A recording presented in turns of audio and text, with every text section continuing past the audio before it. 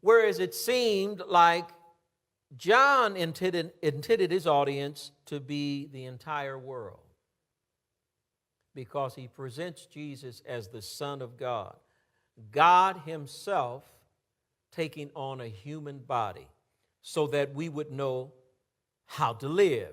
Not only is he taking on a human body to pay the price for sin, of course, we know that, but he's taking on a human body to show us the pattern of how to live.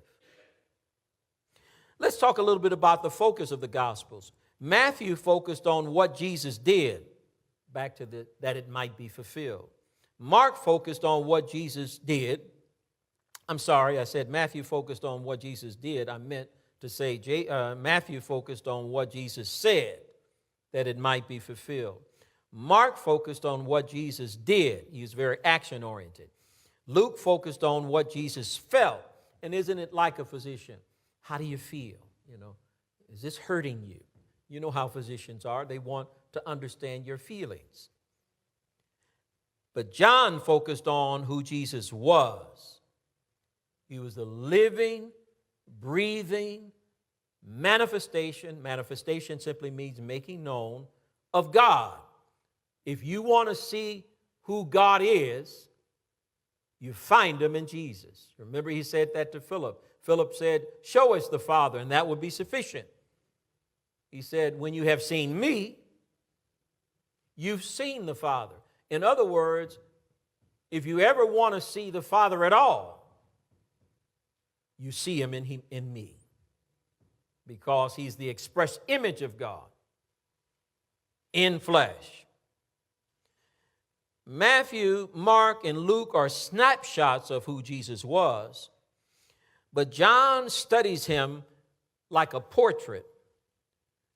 He says in the 14th verse, "And the Word became visible." If you want to see who the Word is, you can touch him and feel him. You find that he talks about in his epistles, 1 John. We have touched him, we have felt him, we have handled him. Who is he talking about? The Word of life. So notice how John starts with the beginning as it compares with Genesis. Genesis starts with saying God created. John starts with the Word already existing. The Word being already existing in the beginning. He is called, interesting, when you study the Word of God, you find in the 11th chapter, he calls himself the disciple who Jesus loved. That sounds a little pious, doesn't it? Who am I? Well, I'm the one Jesus loved. Almost as if he's bragging. But I don't think so. As you study it, he's not being arrogant. I think he's being very confident in his relationship with the Lord. John was part of this inner circle. I'm just trying to give you an introduction of why this book is so relevant to you and I, because it was written for you and I.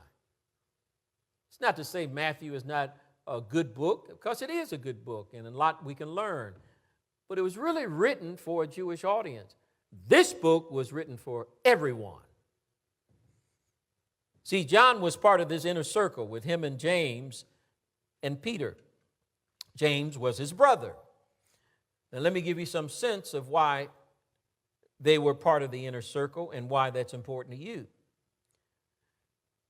In Mark chapter 5, Jesus healed Jairus' daughter.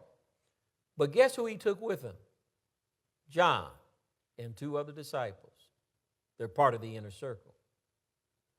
When Jesus was transfigured, he took only 3 people with him on the mount. John was one of them. When he was tempted in the garden, he took only 3 people with him. John was there. John was the first apostle at the tomb of Jesus and the first to believe that Jesus was resurrected. John stood at the cross and watched Jesus die. He was standing there with Jesus' mama. And he was the only one that Jesus said, "This is my mother. John, take care of her." What a unique responsibility. What a unique role. Why is that important to you? Because when you study this book of John, you're studying somebody who understood the heart of Jesus. That's what I'm trying to get you to see.